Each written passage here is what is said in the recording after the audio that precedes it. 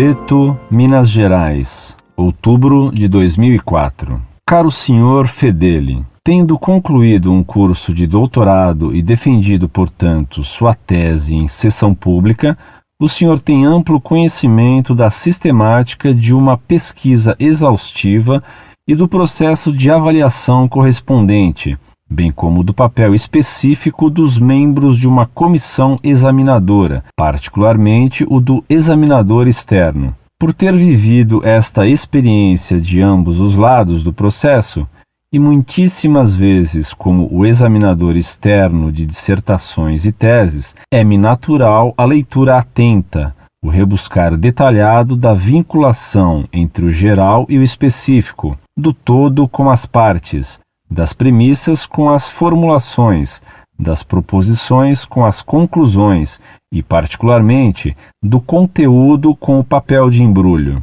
Assim, torna-se um processo bastante natural a minha condição de leitor do seu site e de examinador externo do Insight.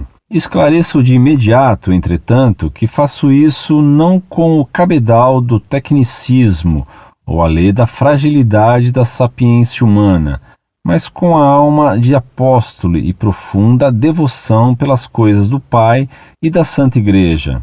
Defender as verdades dos Evangelhos e a Santa Igreja não é mister do Senhor, deveria ser propósito e meta de vida de qualquer cristão autêntico. Neste ofício de cristãos, entretanto, padecemos todos das inevitáveis vicissitudes da alma humana. Das minhas, conheço-as bem, e não são poucas, e procuro humildemente mantê-las no anonimato da minha fragilidade.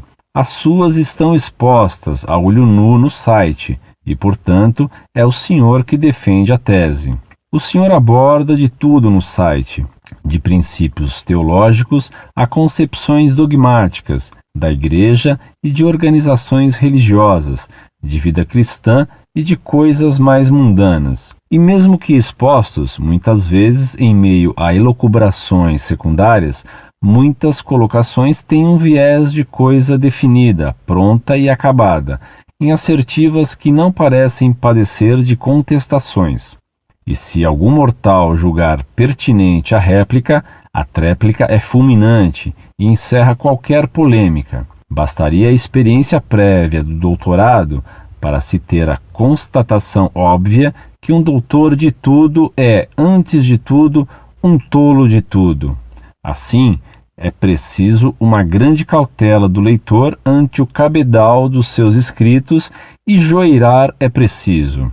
Há joio e trigo, a espada do cristão cônscio da tradição bimilenar da Santa Igreja e a armadilha frouxa dos meros achismos e personalismos vagos, a vigorosa defesa dos eternos valores dos evangelhos e o cipoal intransponível das queixas e modorras de um ser humano, limitado como todos nós. E é por isso que não há nenhuma crítica ou julgamento sobre o seu trabalho neste aspecto. Tudo isso é natural e incontornável numa abordagem ampla como a pretendida. Seus equívocos ou posicionamentos questionáveis, que não é meu propósito discuti-los aqui, devem ser motivo apenas da análise pessoal de cada leitor, à luz de critérios emanados do conhecimento, sensibilidade e vivência espiritual. A visão tradicionalista do Senhor é perfeitamente louvável. Ai da Igreja e da cristandade se fluíssem ao sabor das utopias e dos tempos dos homens. É possível que outras visões possam ser compartilhadas neste louvor, e é possível crer que, se outros homens as defendessem com igual vigor e similarmente ao Senhor, errassem e errassem muitas vezes. Sendo assim, não há demérito nenhum nestas colocações, apenas uma salutar advertência a todos os seus leitores sobre a arte de joeirar ininterruptamente, que seria ipsis literis aplicável a mim ou a qualquer outro escritor. Não considere para si, portanto, a alcunha de tolo de tudo dada acima, ou considere, sim, no contexto de que se aplica irremediavelmente a toda a espécie humana. Um segundo aspecto, entretanto, me parece ser objeto além de uma necessidade de advertência explícita aos simples leitores, Sr. Fedeli, pois incide num pressuposto de uma plena vida cristã, que é a caridade. Fora da caridade não pode haver bons frutos. E neste ponto, o senhor é uma pessoa de múltiplos exemplos e muitos paradoxos, contra instituições e principalmente contra pessoas, e também na virulência das respostas. Como disse um grande teólogo do passado, a ironia é a maior das invenções do diabo. Será que tratar com rispidez ou com ironia um cristão que pertence a 2 ou 5 anos na RCC, que eu também tenho profundas restrições, é um ato cristão? Isto realmente contribui para a melhoria de sua vida espiritual e a salvação de sua alma, que é incondicionalmente a vontade do Pai? O senhor não levou 30 longos anos para descobrir que a TFP, que eu desconheço quase que por completo, não era seu caminho de Damasco? Como o senhor reagiria diante de uma resposta ríspida e irônica à sua participação na época em que o senhor estava há apenas 2 ou 5 anos naquela organização? É um ato cristão agredir e acalentar rancor contra seus antigos companheiros? Desqualificá-los na forma de suas iniciais, quando o senhor parece ficar particularmente incomodado quando um leitor não se identifica? É um ato cristão rebater agressões dos leitores, dos quais não conheço nenhum, com mais agressão, humilhar os que não escrevem bem, distinguir entre os que têm e os que não têm curso superior? Alto lá, Sr. Fedeli. Acredito piamente que devem ter sido duras algumas de suas penas e labutas, e que o senhor tem todo o direito, eu diria o dever, de ser duro, inflexível e categórico na defesa das coisas da Igreja. Deus nos livre das almas mornas e tíbias. Mas sem a caridade, tudo mesmo, é incomensuravelmente vão. E neste sentido, mais que uma sugestão, eu faço um apelo ao senhor. Ampute do site todo resquício de rancor, vingança ou agressão inútil. Isto não significa não criticar, não denunciar, não expressar reação firme contra as coisas de Deus e da Igreja. Não significa se calar diante de suas posições em relação à TFP, RCC ou qualquer outra coisa.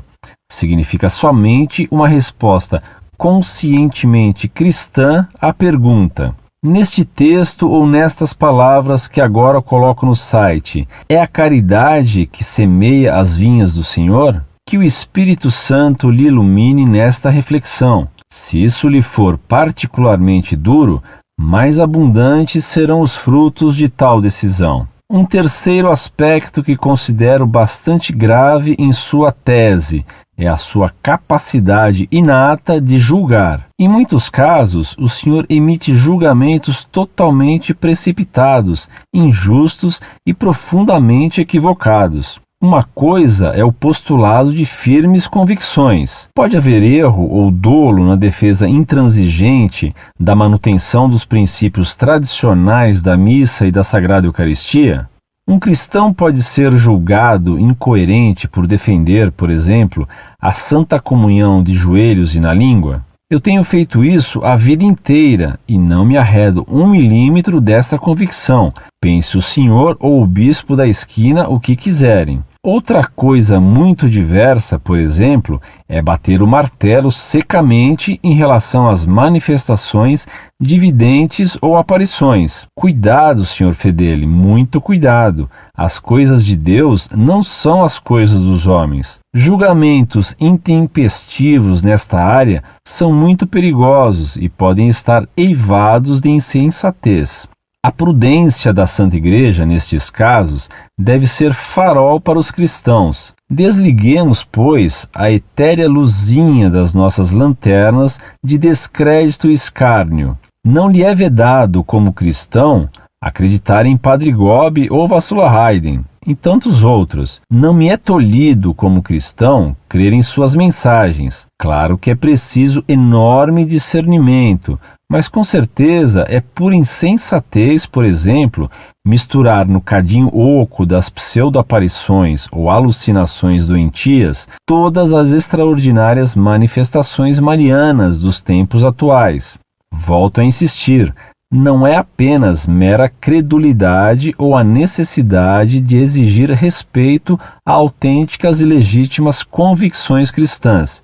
É questão de foro íntimo acreditar ou não, e não lhe cabe rotular os cristãos que creem ou que não creem. Aliás, não nos cabe julgar ninguém, nunca, e por isso não faço qualquer julgamento ao seu modo de pensar, que é legítimo, mas questiono a sua insensatez de julgar, definitivamente, uma acepção extrínseca à insustentável leveza da alma humana. Eu confesso que fico consternado com algumas colocações e reflexões de alguns de seus leitores, particularmente de seminaristas e estudantes de teologia, que pelo menos assim se identificam. Que o Espírito Santo possa iluminar muito estas almas carentes da verdade, que parecem aprender de tudo em seminários e cursos de teologia, menos o essencial da autêntica doutrina católica.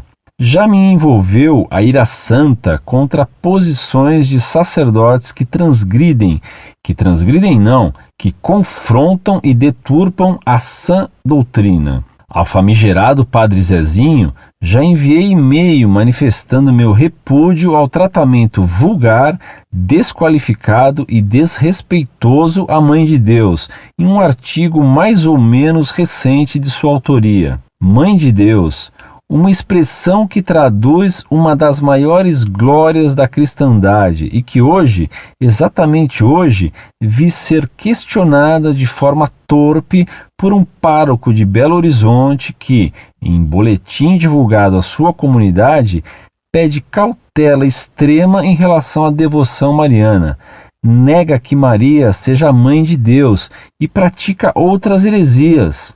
Este sacerdote da Santa Igreja Católica, responsável por uma das mais importantes paróquias da capital de um estado brasileiro maciçamente católico, chega ao ponto de caracterizar como perda da autoestima dos cristãos a nossa concepção de pecadores e a de tratarmos Maria com o epíteto de rainha.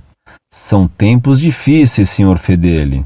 É claro que tanta insensatez, loucura, merece uma resposta imediata e veemente, forjada em ferro rubro, contra o pecado, contra o desdém, contra a heresia. Mas mesmo aqui não pode haver julgamento ou condenação ao pecador. Seria apenas uma insensatez a mais no rol de tanta loucura. Pelo simples fato de que, ainda que fosse extraordinária a minha indignação e minha razão tivesse os contornos do universo, ira e razão seriam nada diante do infinito amor do Pai por uma alma de sua criação. Neste contexto, que site cristão é este que semeia vento e tempestade entre cristãos? Que profunda incoerência pode tolher a defesa da verdade com a incapacidade de discernir o próprio erro? É triste, para não dizer deprimente, ver tantos irmãos nossos que fazem perguntas no site tangidos por ideias tão equivocadas, nocivas e às vezes até antagônicas aos tesouros da cristandade. Trata-se, entretanto, de uma aterradora realidade dos tempos atuais. Mas lamento também, com igual tristeza, as respostas irônicas, a retórica inconclusiva, a descortesia, mas que, enfim, são frutos da finitude do ser humano. Tudo isso é apenas triste, mas a falta de caridade nos rouba a alma. Ouvir, discernir, apontar caminhos, dirimir dúvidas, gritar sobre os telhados a glória dos evangelhos, semear louvores a Cristo, sua Santíssima Mãe e a nossa amadíssima Igreja, são obras de santos, Sr. Fedeli. Sem o perdão, sem a caridade, tudo isso é apenas bom, pois tomados apenas frutos ressequidos do triunfo periférico do cérebro do pesquisador contra a alma do cristão. Na ânsia de criar trincheiras para a igreja peregrina na terra, inter persecutionis mundi et consolationis Dei, anseio caminhar por elas sem o lastro do medo ou da Babel mundana. Nesta crença, escrevo-lhe este texto de cunho estritamente pessoal, personalíssimo, no afã não de julgar, criticar ou desvalorizar este trabalho, que se justifica per se. Muito pelo contrário, não se lançam sementes em campos estéreis ou em pedra bruta. Como um doutor, após a sessão pública de defesa, cabe ao senhor analisar a relevância ou não dos argumentos e observações do examinador externo e de incorporá-los ou não à sua tese. A tese é sua, Sr. Fedeli, e de uma forma ou de outra, ambos teremos cumprido os nossos papéis. Embora saibamos que, na Babel de vozes, o sino nunca vibra no mesmo diapasão, e que há coisas além dos limites do conhecimento exposto e que somente serão compreendidas plenamente na planura das almas diante do Pai. Ao Senhor, a paz de Cristo e a proteção da Virgem Maria. E para todos nós, homens de boa vontade, despidos de nossos doutorados e outros vazios mais, o propósito de nos tornarmos sempre vasos de frágil argila, prontos para sermos moldados como obras-primas e inacabadas pela vontade do Pai Eterno. Em Jesus e Maria. Muito prezado professor, salve Maria. Muito me honra. O senhor, professor, afirma que escreve em caráter pessoal. Escrevo-lhe este texto de cunho estritamente pessoal, personalíssimo. Entendo esta sua frase como querendo dizer que o senhor me escreveu apenas para minha consideração pessoal, quase como um conselho dado em consciência. Em todo caso, vou publicar essa sua carta com gosto, pois que os leitores do site Montfort muito lucrarão com a leitura desta sua carta, que muito me honra, e com minha resposta. E honra mais do que o senhor imagina. Ela me honra em primeiro lugar, e lhe agradeço o favor por ter o senhor pretendido enviar suas advertências à luz da caridade. Ora, receber uma correção de um tão ilustre professor como o senhor é, e escrita com tanto cuidado diplomático e com tantas distinções, só poderia me causar honra, por ser alvo da preocupação de sua proclamada caridade.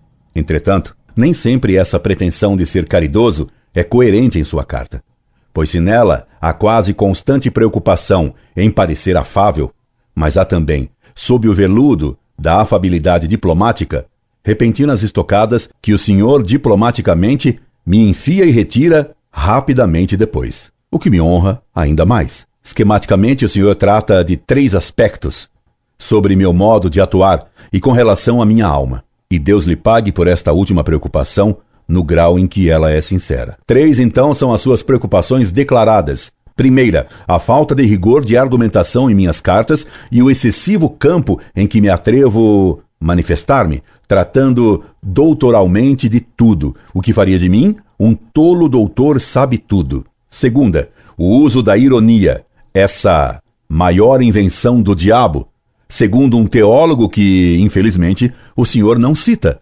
Ironia que não seria, então, coisa cristã nem louvável. Terceiro, o fazer julgamento de pessoas, o que seria contra a caridade cristã. No final da sua missiva, vem considerações amigas e uma crítica forte ao site Montfort. Neste contexto, que site cristão é este que semeia vento e tempestade entre cristãos? E o senhor tem a bondade de se despedir como amigo, desejando-me a paz de Cristo e a proteção de Maria, coisa que são das mais preciosas. Deus lhe pague por sua caridade. Depois de criticada a tese pela banca julgadora, formada pelos doutores de futuros doutores, costuma-se dar tempo ao doutorando para se manifestar, refutando as críticas que recebeu ou admitindo os erros que cometeu.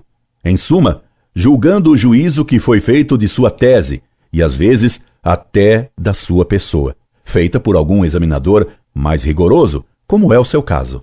Atrevo-me, pois, a julgar meu julgador, porque somos humanos, e até os juízes podem errar em seu juízo. E sei que, em sua humildade, o senhor não me negará esse direito de criticar a sua crítica e de julgar o seu juízo sobre minha pessoa. De pronto, aceito de boa mente as críticas pessoais a meu estilo e a minha pessoa. Professor, sei bem que sou feito de argila, assim como todos os membros da banca examinadora invisível que me leu são também, e como o senhor leal e humildemente admite que é. E só posso lhe agradecer seus conselhos e críticas a meu comportamento moral, garantindo-lhe que pesarei tudo o que o senhor me disse diante de Deus. Coram Domini, na presença de Deus. Deus lhe pague. Mas tenho o direito de pesá-las, pois que o julgamento pessoal moral que o professor faz de mim não é de si infalível. Em todo caso, as suas observações me merecem a maior consideração.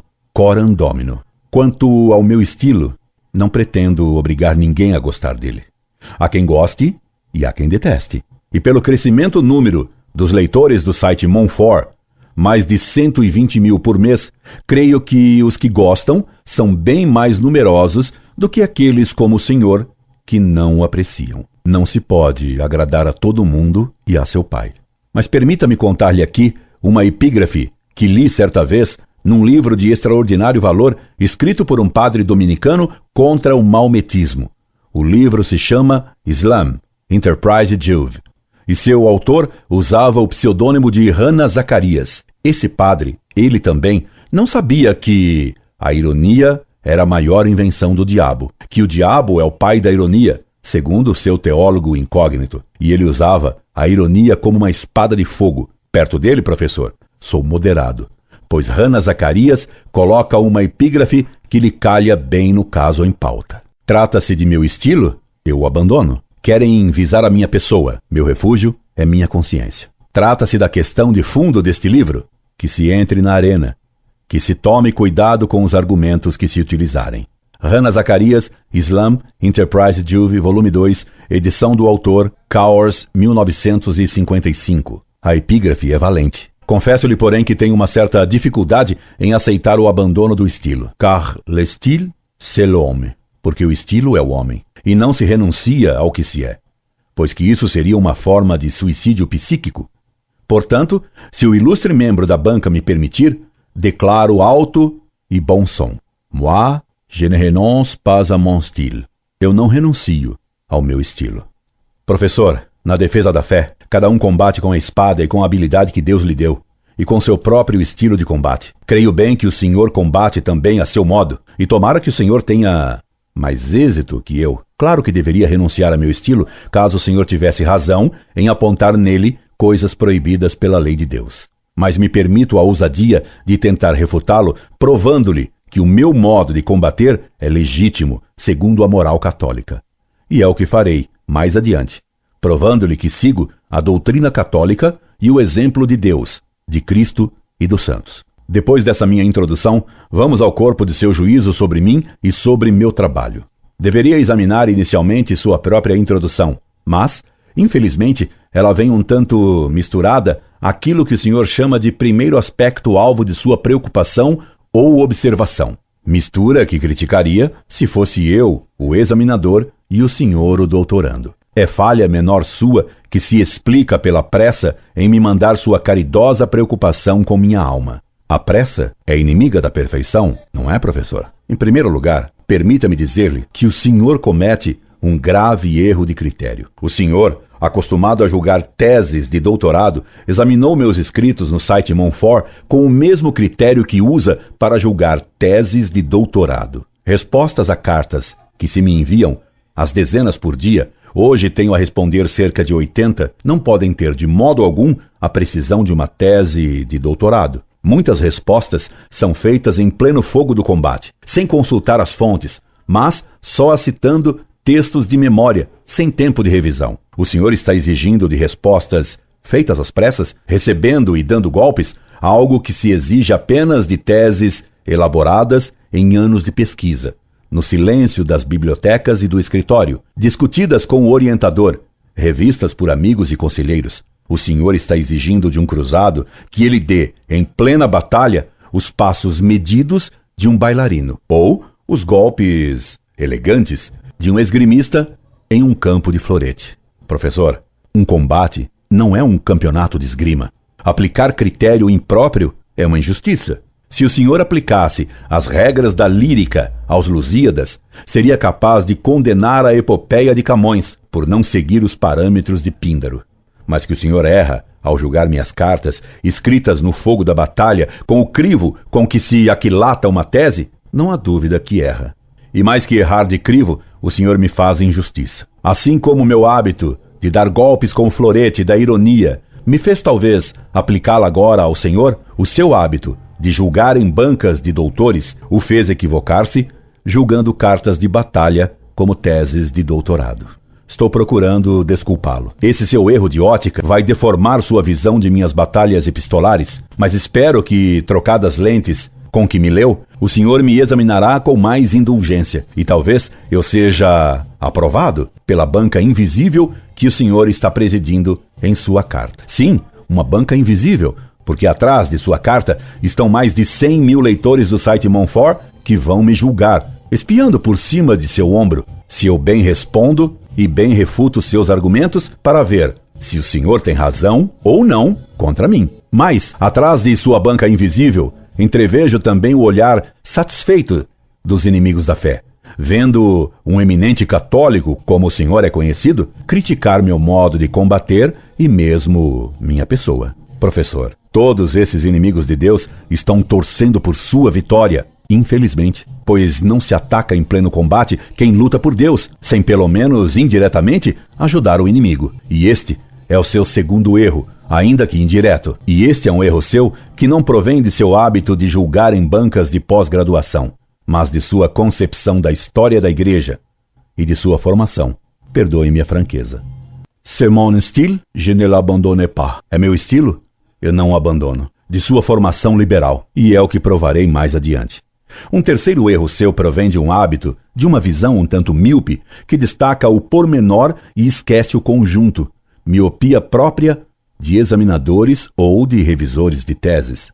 O senhor mesmo admite ter esse hábito, pois me escreve. É-me natural a leitura atenta, o rebuscar detalhado da vinculação entre o geral e o específico, de todo com as partes, das premissas com as formulações, das proposições com as conclusões e, particularmente, do conteúdo com o papel de embrulho. Pois tanto o senhor rebuscou o detalhado, tanto examinou o embrulho e sua relação com o conteúdo do remédio que forneço, que se esqueceu de examinar os resultados dele.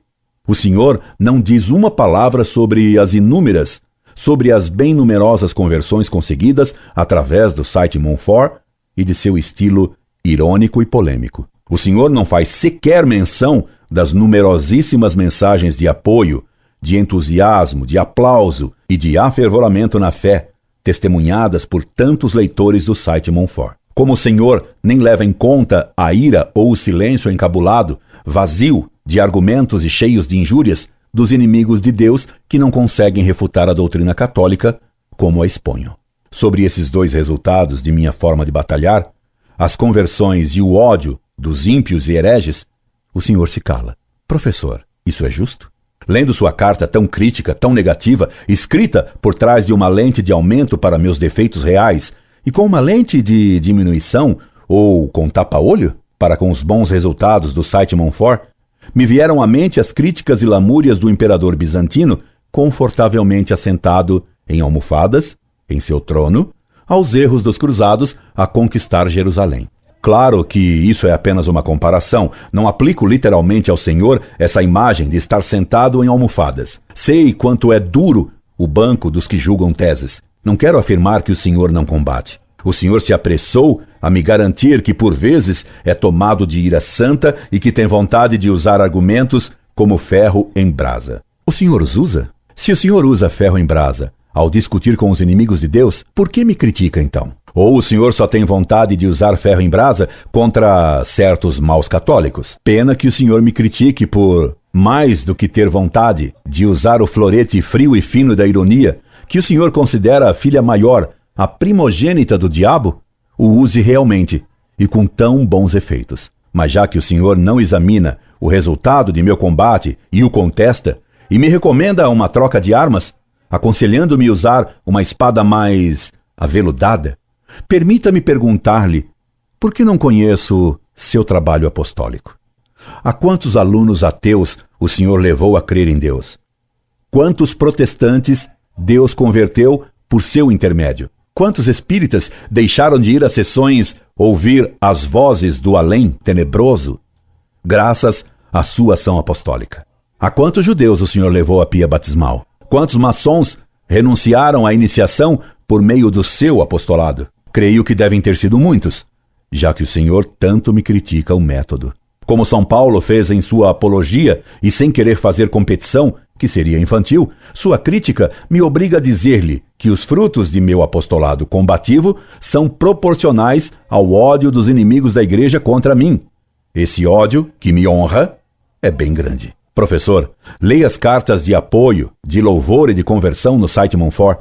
Essas cartas e essas conversões são um belo tesouro que conquistamos, graças a Deus, com Deus, para Deus, na ponta da espada, numa vida de combate, na ponta do argumento. E più non dico, e più non dico. Entretanto, agora, no cerne de sua crítica a mim, ainda no que o senhor chamou de primeiro aspecto, o senhor observa que o senhor, Orlando Fedeli, aborda de tudo no site, de princípios teológicos a concepções dogmáticas, da igreja e de organizações religiosas, de vida cristã e de coisas mais mundanas.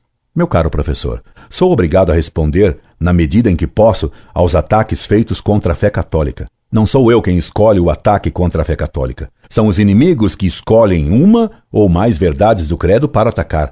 Não escolho para responder apenas o que me é mais fácil, mas recebo, como num escudo, os golpes que os inimigos de Deus assestam e respondo a eles com o que sei e como posso. O que deveria fazer eu segundo o Senhor? Deveria anunciar no site Monfort que só respondo aos golpes assestados contra a fé no campo do meu doutoramento, que é a da cabala e do romantismo. Na muralha da fé, o católico pode impor ao inimigo: só aceito combater no campo que eu conheço doutoralmente, porque no resto me eximo e me retiro. Creio que o senhor é especialista em geologia, não? Então, como o senhor defende a fé quando a atacam fora do terreno geológico? E o senhor então me diz, dando sua sentença: um doutor de tudo é, antes de tudo, um tolo de tudo. Claro que depois de me ter dado essa estocada bem ultrajante, chamando-me de tolo doutor sabe tudo, um tolo de tudo, o senhor se apressa em passar sobre a ferida causada a pomadinha diplomática de uma restrição generalizante, dizendo-me: não considere para si, portanto, a alcunha de tolo de tudo dado acima. Ou considere, sim, no contexto de que se aplica irremediavelmente a toda a espécie humana. O senhor dá uma estocada e logo vem correndo colocar um esparadrapo. Sua carta cobre veneno amargo com mel dulçuroso. É o seu estilo. O meu estilo é o da franqueza. É o de falar sim, sim, não, não. Por isso, lhe digo com Cornell: meu senhor, permita que eu o admire, mas que não o imite absolutamente. E sublinhei o pronome o para indicar que lhe tenho pessoalmente alguma admiração, mas que não admiro nem um pouco o seu estilo de morde e depois assopra. E não pense que fiquei agastado pelo fato de o senhor insinuar que sou um tolo de tudo. E de modo nenhum aceito a generalização apaziguadora que o senhor faz ao generalizar a ofensa, incluindo-se, de certa forma, na acusação que me faz para diluí-la. Não, o senhor não é de modo algum um tolo doutor sabe tudo, um tolo de tudo. O senhor é uma autoridade em sua especialização e o senhor revela competência ao escrever, o que agrava a sua ofensa, embora depois diluída numa generalização diplomática. Permita-me dizer-lhe, então, bem francamente, que não aprecio esse seu estilo diplomático, um tanto brumoso de escrever. Não foi Cristo quem inventou. Cristo nos disse: seja o vosso falar sim, sim, não, não. Tudo o que disso passa procede do demônio. Mateus, capítulo 5, versículo 37. Portanto, uma das filhas do demônio é essa diplomacia, que insinua e diz, e depois nega. E não a ironia. Essa diplomacia dissimula o que realmente se pensa, e por isso é uma forma que atenta contra a verdade. Essa diplomacia é uma irmã menor da mentira, mas o pai das duas é o mesmo diabo. Passamos assim ao segundo aspecto que o Senhor focaliza em meu estilo e em meu trabalho: a ironia que seria contra a caridade. Será? Para provar esta sua tese, o Senhor recorre à autoridade de um grande teólogo que o Senhor não cita. Como disse, um grande teólogo do passado: a ironia é a maior das invenções do diabo. Ora, no Evangelho, Cristo diz que o diabo é mentiroso e pai da mentira. João, capítulo 8, versículo 44. Cristo não disse que o diabo é pai da ironia. De que evangelho esse teólogo tirou essa assertativa que o diabo inventou a ironia? Estranho muito essa afirmação que substitui a mentira pela ironia na filiação do diabo. E sabe por que eu a estranho? Simplesmente porque Deus e Cristo usaram a ironia. Se a ironia fosse contra a caridade, como o Senhor diz, baseando-se, não sei em que teólogo famoso, nem Deus, nem Jesus a teriam utilizado. E eles a utilizaram, e em ocasiões extremamente importantes. E quando foi que Deus usou a ironia? Exatamente contra Adão, logo depois do pecado original, quando Deus riu-se de Adão, ironizando o estado em que Adão caiu, depois de pecar. Deus disse então: eis que Adão se tornou como um de nós, conhecendo o bem e o mal. Gênesis, capítulo 3, versículo 22. Como então a ironia é contra a caridade, se Deus mesmo a utilizou e contra o pecador original? Se Deus usou a ironia contra Adão pecador, como se pode dizer que ela foi inventada pelo diabo? E o próprio Cristo, depois de ter recomendado a seus apóstolos que vigiassem e orassem, ao descobrir que em vez disso eles haviam dormido, e vendo Judas se aproximar, mandou bem ironicamente aos apóstolos dormitantes: dormi agora e descansai. Mateus 26, 45. Se Cristo usou a ironia, como me garante o Senhor que ela é contra a caridade? Por acaso Cristo terá pecado contra a caridade ao fazer ironia sobre o sono dos apóstolos? E Santo Elias, que no desafio aos sacerdotes de Baal ironizava o culto desses idólatras, perguntando com ironia e escarnecendo deles? Elias escarnecia-os dizendo: gritai mais alto porque ele é um Deus, e talvez esteja falando em alguma estalagem, ou dorme, ou necessita que o acordem. 1 Reis, capítulo 18, versículo 27. Por acaso Santo Elias, escarnecendo dos inimigos de Deus, faltava com a caridade? Como então a ironia é filha maior do diabo? Não haveria, em sua afirmação de que a ironia é contra a caridade, um mero achismo e personalismo vago de sua parte? Professor, não lhe fica bem, ao fazer juízo de meus escritos, fazer sem base uma afirmação de tal tipo.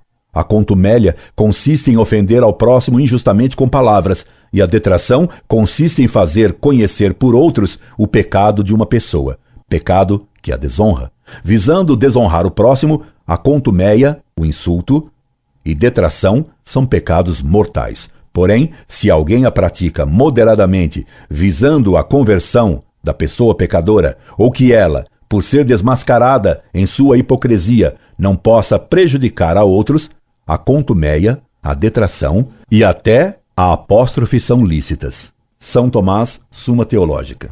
Por isso, Cristo chamou direta e publicamente os fariseus de víboras e de raça de víboras, de sepulcros caiados, de hipócritas e até de filhos do demônio. Ora, se é lícito, em certas circunstâncias, até usar a contumélia e o apodo pejorativo, com muito mais razão é lícita a ironia, visando uma conversão da pessoa com quem se discute, ou a conversão dos que ouvem ou leem uma polêmica em defesa da fé. Logo, a ironia, numa polêmica contra os inimigos da igreja, defendendo a fé e visando a conversão do adversário e dos que assistem à polêmica, é inteiramente lícita e louvável. Por isso, os santos apologetas, em suas polêmicas, usaram da ironia e os atacavam violentamente. E a igreja nos deu esses santos, para que os imitemos em nossas polêmicas. Dou-lhe algumas situações para lhe provar que sua acusação de que no site Montfort se falta com a caridade por atacar firmemente os inimigos da fé é falsa e injusta. Veja como os santos lutavam contra os inimigos da Igreja. Por exemplo, veja o que dizia São Tomás contra seu adversário, Guilherme do Santo Amor, e seus seguidores que se opunham às ordens mendicantes e a que dominicanos e franciscanos ensinassem na Sorbonne. Inimigos de Deus, ministros do diabo, membros do anticristo, inimigos da salvação do gênero humano, difamadores, réprobos, perversos, ignorantes, iguais a Faraó. O senhor diria que também São Tomás não teve caridade, desrespeitando esses hereges? São Boaventura, o doutor seráfico, contemporâneo de São Tomás, disse de um herege de seu tempo, e creio que foi de Gerardo de Borgo de San Dónino, seu irmão na ordem de São Francisco. Perverso caluniador, louco envenenador, ignorante embusteiro, malvado, insensato, pérfido. E o Papa São Gregório Magno disse de João, arcebispo de Constantinopla, que ele tinha um profano e nefando orgulho, a soberba de Lúcifer, fecundo em palavras nécias, vaidoso e escasso de inteligência. Santo Inácio de Antioquia chamava os hereges de bestas ferozes, lobos rapaces, cães danados que atacam traiçoeiramente, bestas com rostos de homens, ervas do diabo, plantas destinadas ao fogo eterno. O senhor poderia argumentar contra o dulcíssimo São Francisco de Sales, que ele também faltava com a caridade por maltratar os hereges? Claro que não.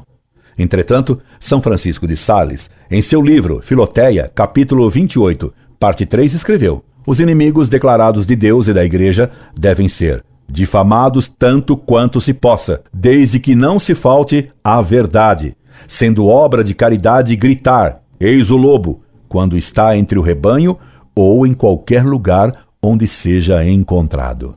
São Francisco de Sales recomenda que os hereges sejam difamados tanto quanto se possa, desde que não se falte com a verdade.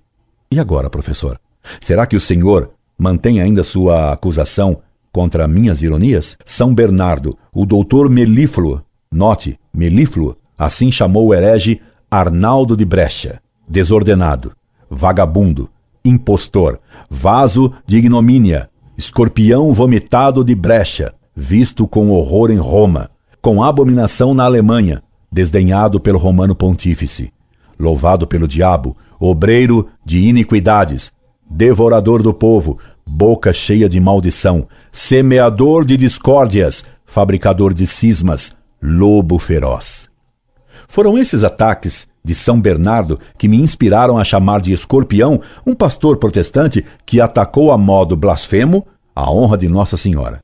Por que será que sua peneira não captou essa defesa que fiz de Nossa Senhora? Polemizando no site Montfort, quereria poder dizer como São Jerônimo: jamais poupei os hereges e empreguei todo o meu zelo em fazer dos inimigos da Igreja meus inimigos pessoais. São Policarpo de Esmirna, discípulo de São João, o apóstolo do amor, respondendo ao herege Marciano que negava a humanidade de Cristo, que lhe perguntava se o conhecia, disse-lhe: sim, sem dúvida, és o primogênito de Satanás. Será que também para São Policarpo o senhor lançaria a pecha de ser descortês? Santa Catarina de Siena, que era de mansidão imensa, escreveu a 3 bispos italianos que se haviam passado para o lado do antipapa durante o grande cisma do Ocidente, em Avignon, depois de terem aceitado Urbano VI como papa. Agora voltastes as costas, como cavaleiros vis e miseráveis. A vossa sombra fez-vos medo. Não sois flores que lancem perfume, mas mau cheiro que empesta o mundo todo. Fostes escolhidos como anjos terrestres para nos libertar do demônio do inferno e recebestes o encargo angélico de conduzir as ovelhas à obediência da Santa Igreja. E, no entanto, quereis o ofício dos demônios. Esta não é a cegueira da ignorância, isto é, que venha da ignorância. Não que vos tenha sido apresentada uma coisa por outra, não, porque vós sabeis qual é a verdade e nola anunciastes, e não nos a vós. Oh, como sois loucos! Vós que nos destes a verdade e quereis saborear a mentira. Digo-vos isto sem reverência alguma, porque estáis privados da reverência. Ah, insensatos, dignos de 1000 mortes, como cegos, não vedes o vosso mal. E chegastes a tanta confusão, que a vós mesmos vos fizestes mentirosos e idólatras. Esses santos polemistas nos foram dados por modelos pela Igreja para que o imitemos. Então, não há nem falta de caridade, nem descortesia no modo como tenho tratado os inimigos da fé ao polemizar no site Montfort. Tenho me esforçado para imitar esse modo de combater, claro que defeituosamente, pois sou de argila e não sou nada santo, mas nunca agi intencionalmente com malevolência. É o que faço com aquilo que Deus me deu.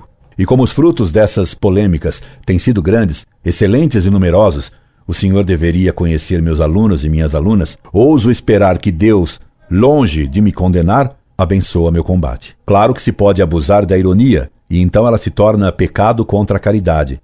Mas a ironia, usada por Deus e por Cristo, é ela também uma criatura de Deus, e é lícito usá-la, com as reservas que expliquei. Também ao uso da ironia se aplica a regra de Santo Inácio. Deve-se usar das coisas criadas, tanto quanto elas nos aproximem de Deus, e devem deixar de usá-las, tanto quanto elas nos afastem de Deus. Pois, como o Senhor bem disse, fora da caridade não pode haver bons frutos. Concordo inteiramente com esta afirmação. Mas então, como explicaria então o Senhor os bons frutos do apostolado do site Montfort? Se ironia fere a caridade, o site Montfort não poderia ter os frutos que tem. A propósito, professor, pergunto-lhe de novo, quantos universitários o senhor converteu à prática da religião católica usando o seu método diplomático e caridoso? Não é preciso me responder. Deus conhece os frutos de seu apostolado e os do site Montfort. Muitos desses frutos o senhor poderia tê-los constatado se tivesse lido com lentes iguais meus defeitos e meus frutos. Infelizmente, seus óculos têm lentes completamente opostas. Lamento os 2 pesos e 2 medidas erradas que o senhor empregou na crítica de minhas cartas. O senhor joirou com 2 peneiras o site Montfort. O joio, inerente e inevitável à condição humana, o joio dos meus escritos, o senhor o catou cuidadosamente em peneira bem estreita. Mas o trigo, o senhor o fez escoar por outra peneira de rede larga, de um furo só. Nada ficou escolhido por essa sua rede furada. Daí, o senhor praticamente não ter considerado o bem que o site Montfort faz. Lamento esse seu duplo crivo.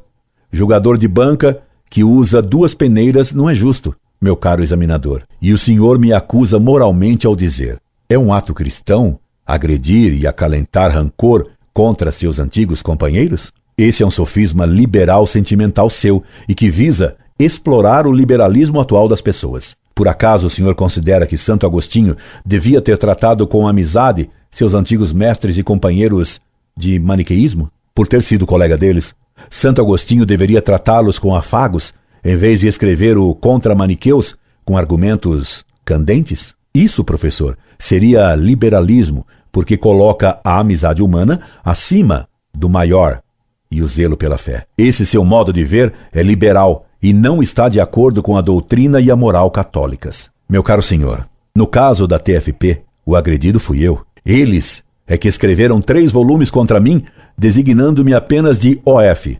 adulterando os textos de minhas cartas. Eu apenas retruquei, defendendo mais a fé que eles violam do que me defendendo. O senhor protesta que a vítima se defenda, e isso também é liberalismo. E como o senhor sabe que no fundo do meu coração guardo o rancor deles? Esse sim, que é um juízo temerário que o senhor faz de meu estado de alma interior.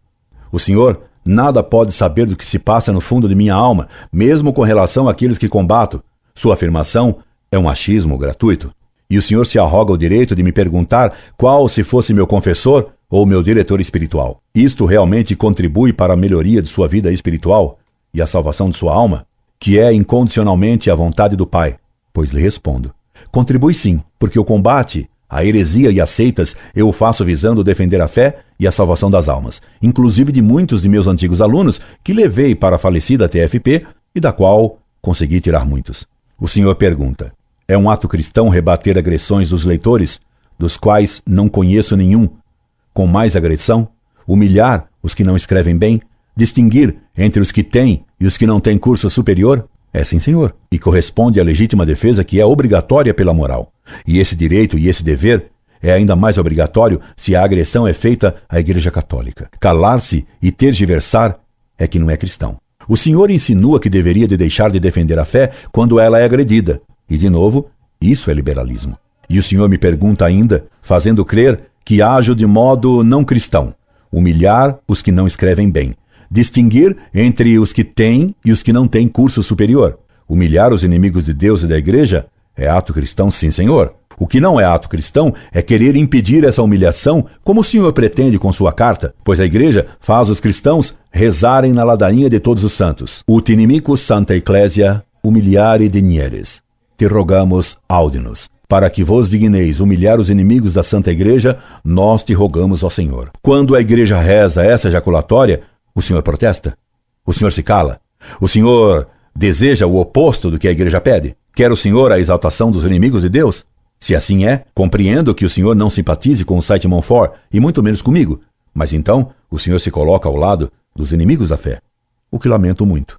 E tratar desigualmente os iletrados dos doutores é também coisa obrigatória pela caridade. Foi o que Cristo fez, indo ensinar primeiramente aos doutores, no templo, quando ele tinha 12 anos. Foi o que Cristo fez, recebendo um doutor em Israel, Nicodemos, temeroso, como são muitos doutores, à noite e às escondidas, usando de misericórdia particular para com ele, mas sem deixar de lhe exprobrar a ignorância. Tu és mestre em Israel e não sabes essas coisas? João capítulo 3, versículo 10. Por minha vez lhe pergunto, tu és mestre em Israel e não sabes essas coisas? E Cristo tratou diversamente os doutores da lei e a samaritana do poço, sem deixar de dizer a eles e a ela, rotundamente, sem circunlóquios diplomáticos, a verdade sobre Deus e sobre eles e sobre ela. É regra de caridade tratar diversamente doutores e iletrados, dizendo, porém, a verdade inteira a todos. A diplomacia, como tudo, sem a caridade, tudo mesmo, é incomensuravelmente vão. E o Senhor, como estou provando, não foi caridoso em seu julgamento para comigo, pois o Senhor se preocupa mais em lamentar o esmagamento e a humilhação dos hereges do que em se alegrar com a vitória da verdade. Daí escrever o Senhor com um queixume. E se algum mortal julgar pertinente a réplica, a tréplica é fulminante e encerra qualquer polêmica. Que quer o Senhor dizer com esse muxoxo sentimental? Quereria o Senhor que os que atacam a fé saíssem da polêmica airosamente? Faço então minhas as suas palavras, aplicando-as à sua carta. Neste texto, ou nestas palavras de sua missiva, que agora coloca no site, é a caridade que semeia as vinhas do Senhor? Pode a caridade se queixar da humilhação dos inimigos da Igreja? Quer o Senhor mudar a jaculatória que se tem na ladainha de todos os santos? Por exemplo, para que os inimigos da Santa Igreja sejam exaltados, nós te rogamos ao Senhor. Sua carta semeia a vinha do Senhor? Evidentemente que não, pois quem escreve o que o Senhor escreveu em sua carta jamais cantaria com o salmista. Combate, Senhor, os que me combatem. Empunha por mim escudo e lança, e para socorrer-me, avança. Puxa tua espada, corta a passagem dos que me perseguem. Diz para minha alma, alma, eu sou tua salvação. Sejam confundidos e envergonhados os que buscam a minha vida. Retrocedam e sejam confundidos os que meditam males contra mim. Tornem-se como pó levado pelo vento. E o anjo do Senhor os coarte. Torne-se o seu caminho em trevas, e escorregadia seja a sua vida. E que o anjo do Senhor os persiga, porque sem razão, ocultamente, armaram-me um laço para me prenderem. Sem causa, ultrajaram a minha alma. Salmo 34. Para seu estilo e para seu modo de conceber o amor, essa linguagem da Sagrada Escritura é arrogante e sem caridade. Para mim, ela é uma delícia e é sublime. E essa é a linguagem do Espírito Santo, do amor de Deus. E essa linguagem divina é intolerável para o liberalismo. Passemos à sua terceira preocupação para comigo, ou ao terceiro aspecto de sua análise de meus textos e meu atuar: fazer julgamentos e ter caridade. Diz-me o Senhor de modo muito pouco exato, para um presidente de banca de doutoramento. Um terceiro aspecto que considero bastante grave em sua tese é a sua capacidade inata de julgar. Que confusão é essa, professor? Eu nunca defendi a tese de que eu tenho uma capacidade inata própria somente a mim. A capacidade de julgar é dada por Deus a todo homem normal. Todo homem que pronuncia uma frase enuncia uma sentença, e sentença é própria de juiz. Frase, oração, juiz ou sentença são sinônimos. Meu caro professor, você se arvorou como juiz de minha tese. Embora haja matizes nesses sinônimos, toda oração é uma sentença. É próprio do homem julgar. Um homem que nada julgue é um tolo a quem a mãe deve ter dito muitas vezes: tenha juízo, meu filho. Daí, tribunais para julgar réus, confessionários para julgar e perdoar pecadores, escolas com professores que julgam o conhecimento de alunos e até bancas universitárias para julgar teses doutorais. O senhor exerce um cargo de juiz em sua faculdade. Será isso contra a caridade? O senhor defendeu uma tese completamente liberal ao me escrever. Aliás, não nos cabe julgar ninguém nunca, e por isso não faço qualquer julgamento ao seu modo de pensar, legítimo, mas questiono a sua insensatez de julgar. Definitivamente uma acepção extrínseca à insustentável leveza da alma humana. O senhor escrevendo isso tornou-se o doutor da contradição. O senhor critica minha ironia e descortesia e me acusa de ser insensato. Disse-me o senhor: lamento também, com igual tristeza, as respostas irônicas, a retórica inconclusiva, a descortesia. Essa é a sua maneira de ser cortês, professor. Professor, raramente encontrei frase tão contraditória e tão descortês como a sua. Hesitei em qualificar sua frase com a palavra insensata por não querer de modo algum ofendê-lo, mas como o senhor a usou contra mim, seria bem lícito devolver-lhe a gentileza, mas sem a contradição, que é apenas sua. Então o senhor julga que não nos cabe julgar ninguém nunca. Se o senhor afirma que não se pode julgar ninguém nunca, como me julga? Como qualifica o que escrevo de insensato? Quem o nomeou meu juiz? Por que o senhor aceitou esse encargo que o senhor condena?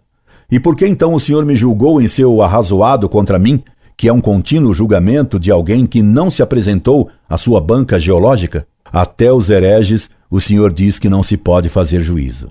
Mas, mesmo aqui, não pode haver julgamento ou condenação ao pecador. Seria apenas uma insensatez a mais no rol de tanta loucura. Como o senhor escreve: não faço qualquer julgamento ao seu modo de pensar, legítimo, e depois escreve 5 páginas me julgando e condenando com duplo critério e com crivos vesgos. E como o senhor afirma que o julgar é, definitivamente, uma acepção extrínseca à insustentável leveza da alma humana. E a seguir, me julga e condena. O senhor se autocondenou. Professor, sua lição de que nunca se podem fazer juízos de ninguém não é cristã. Jesus afirmou que não devemos fazer juízos temerários, isto é, sem base. Não julgueis pela aparência, mas julguei com reto juízo. João capítulo 7, versículo 24. Cristo proibiu de fazer juízos pelas aparências, mas ele nos ordenou julgar retamente. Por isso, São Paulo nos ensinou: não sabeis que havemos de julgar os anjos? Quanto mais as coisas deste século. 1 Coríntios capítulo 6, versículo 3. E ainda: é possível que não haja entre vós um homem sábio que possa julgar entre os seus irmãos? 1 Coríntios, capítulo 6, versículo 5. E mais, o homem espiritual julga todas as coisas e não é julgado por ninguém. 1 Coríntios, capítulo 2, versículo 13. Portanto, não é pecado julgar com reto juízo. E o senhor errou ao afirmar que não podemos julgar nunca. Cristo e São Paulo ensinaram o contrário do que o senhor defende. Sua tese é liberal e não católica. E logo de início desta terceira preocupação sua comigo, professor, sua caridade não o impediu de insinuar que ajo insensatamente, pois que o senhor me endereça uma cortesia com viés de insulto. Outra coisa muito diversa, por exemplo, é bater o martelo secamente em relação às manifestações de videntes ou aparições.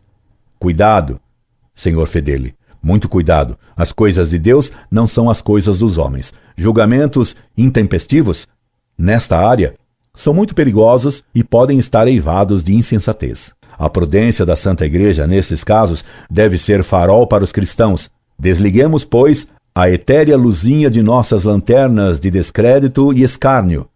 Não lhe é vedado como cristão acreditar em Padre Gobi ou Vassula Haydn e tantos outros. Não me é tolhido como cristão crer em suas mensagens. Pois fique sabendo que a sua luzinha etérea o enganou. Vassula Haydn nem católica é, portanto, suas visões são falsas, absolutamente falsas. Não sou eu que sentencio que não pode haver visões e revelações verdadeiras em quem não tem a fé católica. É a Igreja que toma como critério de veracidade a ortodoxia dos videntes. O farol da Santa Igreja condena como falsas as visões de hereges. Diz Antônio Roio: é preciso considerar absolutamente falsas as revelações que se opõem ao dogma ou à moral. É impossível haver contradição em Deus. Antônio Roio, Teologia da Perfeição Cristã.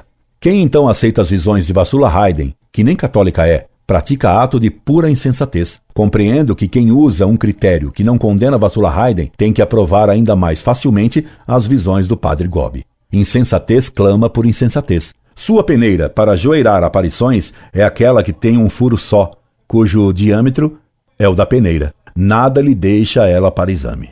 Cuidado, professor, em confundir visões verdadeiras com falsas, porque o anjo das trevas se faz de anjo de luz. Cuidado. O senhor me recomenda que depois que diga a frase que todo mundo atribui a Santo Agostinho, sem jamais citar a obra em que ele teria escrito isso, condenar o pecado e amar o pecador. É claro que tanta insensatez, loucura, merece uma resposta imediata e veemente, forjada em ferro rubro, contra o pecado, contra o desdém, contra a heresia. Mas, mesmo aqui, não pode haver julgamento ou condenação ao pecador. Seria apenas uma insensatez a mais no rol de tanta loucura. Claro que se deve amar o pecador no sentido que se deve desejar sua conversão. Mas o pecador, enquanto continua em pecado, deve ser combatido e exprobrado. Não existe a bebedeira isolada e cambaleando pelas ruas. A bebedeira existe no bêbado. O adultério existe no adúltero. A heresia existe no herege. E assim, como é impossível dar um tiro na ferocidade e um abraço no leão, porque a ferocidade está no leão, assim também o pecado está no pecador. Ainda que o Senhor pisasse o pecador num pilão, o Senhor não conseguiria separar dele a sua impiedade. E Deus odeia igualmente o ímpio e a sua impiedade. Essas duas últimas frases lhe pareceram duras demais? Essas duas últimas frases lhe parecem típicas do site Montfort? Pois o senhor se engana, elas não são do site Montfort. Elas foram escritas pelo próprio Deus. Ainda que pisasse o nécio num grau, como se pisam os grãos de cevada com o pilão, não separarias dele a sua estultícia. Provérbios 27 e 22. E a segunda, Deus odeia igualmente o ímpio e a sua impiedade. Sabedoria 14:9. Não seguirei o seu conselho liberal e sentimental de distinguir pecador e pecado. Antes, seguirei o que Deus nos recomenda. Combaterei a heresia no herege, desejando a conversão do pecador herege, porque minha boca proclamará a verdade e meus lábios detestarão o ímpio. Provérbios 8:7. Aceitaria o Senhor um aviso? Pois lhe dou. Não é bom ter considerações com a pessoa do ímpio, desviando-se da verdade e do julgamento. Provérbios 18:5. E o Senhor acaba por colocar praticamente no mesmo nível os pecados contra a fé e o que o Senhor erradamente supõe em mim ser pecado contra a caridade, pois por minhas descortesias e ironias. Professor, os pecados contra a fé são bem piores que os pecados contra a caridade. Depois de tantos erros de apreciação de sua parte, sobre o que escrevo e como escrevo, só poderia resultar uma sentença final um tanto irada e completamente injusta e deturpadora da realidade. Neste contexto, que site cristão é este que semeia vento e tempestade entre cristãos? Professor, se há tempestade na igreja hoje, não é o site Montfort quem semeou seus ventos e seus raios. Foi o Vaticano II que semeou essa tempestade. Paulo VI reconheceu ao dizer: a hora presente é hora da tempestade. O Concílio Vaticano II não nos deu até agora, em muitos setores, a paz desejada, mas antes suscitou perturbações. Paulo VI, discurso em 15 de julho de 1970. Mais ainda, disse Paulo VI, também na Igreja reina este estado de incerteza. Acredita-se que depois do Concílio Vaticano II viria um dia de sol para a história da Igreja. Veio em vez disso um dia de nuvens, de tempestade e de escuridão. Paulo VI, discurso ao Seminário Lombardo, Roma, 7 de dezembro de 1968. Caro professor, eu estou me molhando nessa chuva, nessa tempestade que atormenta a Igreja desde o Vaticano II. Atribuir a tempestade que atormenta todos os católicos ao site Montfort é sua última injustiça. Sim, é a Igreja Católica que está na tormenta e na guerra interna por causa do Vaticano II. Queixe-se disso a João 23 e a Paulo VI. Não me culpe pelos ventos e tempestades que me atormentam como ao Senhor. Não jogue a culpa desses ventos e tempestades que nos fastigam às costas do site Monfort. É muito fácil fazer isso, mas é injusto. Conclusão. À guisa de conclusão, o senhor me escreveu: como um doutor após a sessão pública de defesa, cabe ao senhor analisar a relevância ou não dos argumentos e observações do examinador externo e de incorporá-lo ou não à sua tese. Agradeço-lhe o reconhecimento desse meu direito e, exercendo-o, analisei suas críticas e as pesei, e as achei falta de peso, liberais, contraditórias e injustas. Por isso as rejeito e as condeno. Como considero o seu estilo, professor, diplomático demais, ocultando o seu verdadeiro pensamento em meio às brumas de um palavreado confuso e aparentemente piedoso, mas onde aparecem, de repente, as pontas agudas de rochedos cortantes, de descortesia e de ofensa semi-camuflada, que fazem rombos no casco da nave da caridade e no batel da cortesia. Não é meu estilo. Lamento que seja o seu. E o senhor, para coroar seu texto infeliz, o senhor se despede usando uma fórmula ambígua. E para todos nós, homens de boa vontade. Xiii! Retire-se nós, porque não aceito ser posto numa designação coletiva que se teve origem evangélica. E então, é bem correta. Foi assumida hoje em dia para designar homens muito misteriosos, que não seriam nem católicos, nem cristãos, nem judeus, nem pagãos, nem não sei o que mais, mas apenas homens de boa vontade. Tais como aparecem no romance de Jules Romain, Les hommes de bonne volonté, à la recherche de une église. Os homens de boa vontade à procura de uma igreja. Recomendo-lhe a sua leitura. Mas porque já li esse livro, tenho que dizer que não aceito ser incluído no rol desses homens de boa vontade. Muito suspeita. Claro que lhe agradeço e lhe retribuo de coração o desejo de ter a paz de Cristo e a proteção da Virgem Maria. E tanto me agradou esse seu santo desejo e suas boas palavras sobre Nossa Senhora, que depois do acaloramento do debate, isso me trouxe uma brisa de consolo e de esperança, fazendo ressurgir, no fundo de minha alma, um desejo. Como seria bom que Nossa Senhora nos unisse no mesmo combate, sob a mesma tempestade, arrostando os mesmos ventos.